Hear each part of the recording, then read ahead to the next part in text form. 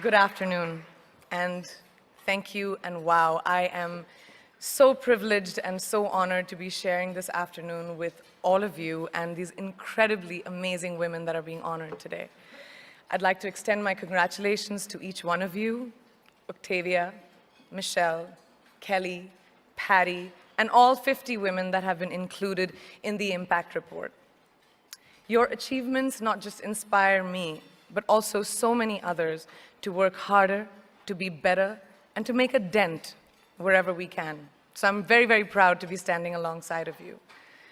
So in life, you know, there are moments when you stop and ask yourself, how did I get here? Like, why am I standing here? Well, this is definitely one of those moments for me. And I find myself going back to the beginning, back to my roots. I was born to incredible parents, amazing parents who served as doctors in the Indian Army. I was the firstborn, and as far back as I can remember, I made my parents very proud and happy 99% of the time. Okay, slight exaggerations of personal achievements are allowed from time to time, don't you think? My brother was born a few years later, and even then, nothing changed for me. We were both given equal opportunities, and I want to emphasize this. I want to really emphasize this for you because I don't think a lot of people might understand that being equal might seem very normal. But where I come from, India, and a lot of developing countries around the world, more often than not, this is an exception. It's actually a privilege. My first experience of the glaring disparity between boys and girls came at a very, very young age. I grew up in a middle-class family with extremely philanthropic parents who constantly reminded me and my brother how lucky we were and how giving back to those who were less fortunate was not a choice. It was a way of life. Simple. I was 7 or 8 years old when my parents started taking me on these visits in a traveling clinic to developing communities around and villages around the city that we lived in called Bareilly. We were packed into this ambulance, and my parents would provide free medical care to people who couldn't afford it. My job at the age of 8 was assistant pharmacist. So I would count all the medicines, put them in an envelope, and give it out to patients, and I really took my job very seriously, very seriously. But the more I went on these expeditions, the more I began to notice the simplest things that distinguished a boy from a girl, or a man from a woman.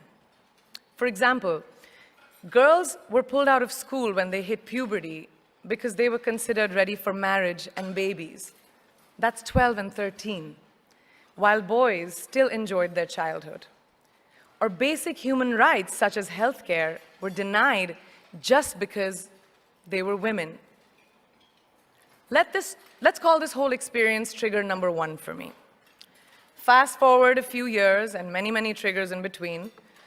Like a producer-director, for example, early on in my career, I must have been about 18 or 19, telling me that if I didn't agree to the ridiculous terms or painfully low salary in his movie, that he would just replace me. Because girls are replaceable in the entertainment business. That was a memorable one. Made me decide to make myself irreplaceable. But I think what really moved the needle for me and ultimately led me to create the Priyanka Chopra Foundation for Health and Education, and around the same time partner with UNICEF, was an encounter with my housekeeper's daughter.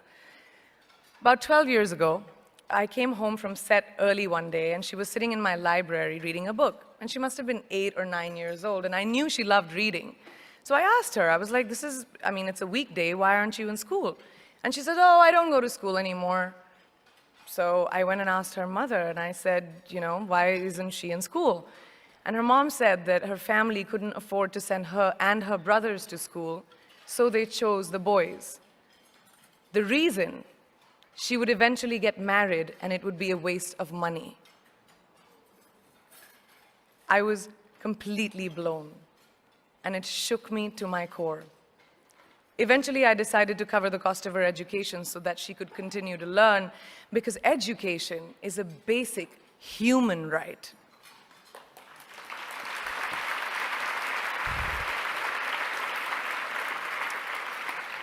And a huge necessity, especially today. From that point on, I was determined to make a difference in as many children's lives as I could, in whatever big or small way that I could contribute.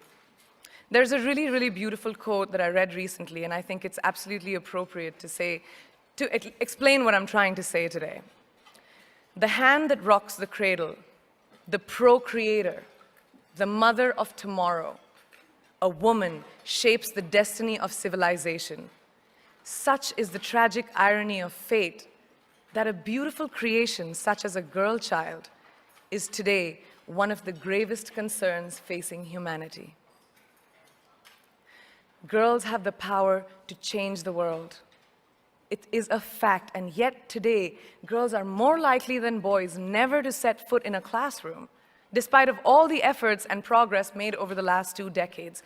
I'm just going to give you a stat, more than 15 million girls of primary school age will never learn how to read or write, compared to 10 million boys. Primary school, it's the beginning of our future. Over the last 11 years, I have witnessed firsthand the incredible work that UNICEF does for children around the world, especially victims and survivors of child marriage, displacement, war, sexual violence. But there is still so much work to do. And for me, that is the fuel to my fire. The reason I'm so committed to this cause, and that is where my passion stems from, because I know that a girl's education not just empowers families, but communities and economies.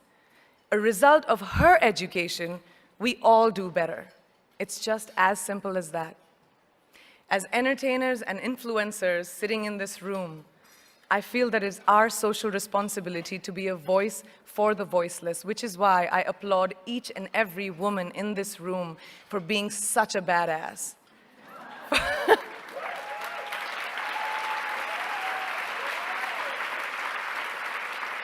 For using your platform and your voice to contribute to change, and for ensuring that there is not even one lost generation as long as we are alive. I'd like to thank Variety and all of you for encouraging me and all of us in this room to keep going and fighting on. Thank you so much.